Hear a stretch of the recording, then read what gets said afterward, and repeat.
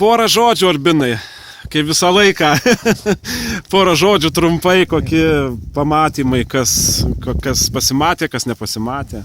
Matai, dabar galvoju, atostogas ne tas mintydas. Supratau. Toks pirmas, kaip minėjot, kažkoks lyg skirtumas buvo tarp vienų ir kitų. Pirminis. Nu,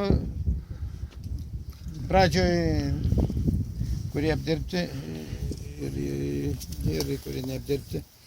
Atskiruose laukose pasėti yra, bet tam, kur papuolė taip, kad kur su vandeniu apdirbti, dirba blogesnė dirva. Blogesnė dirva. Prieselis ten, o kitoj buvo po žernių. O čia buvo po žeminių. Taip. Bet pradžioj, kad tie, kurie apdirbti su vandeniu blogesnių dirvų, šoko iš pradžių vizualiai. Vizualiai, kurie su vandeniu buvo, jie staigiau šoko, greičiau augo. Greičiau atrodė pradžioj, ne? Jo.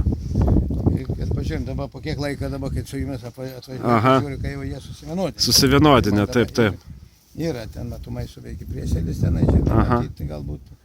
Tai reiškia, daugmaž tolygus, purškimai irgi daugmaž.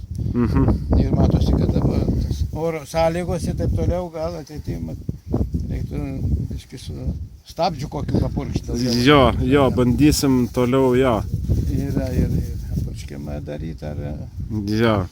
Galbūt ir ateityje, jeigu jau tikrai tas oras jau keičiasi, tai gal ir sėja reikalinga bus vėlyti. Jo.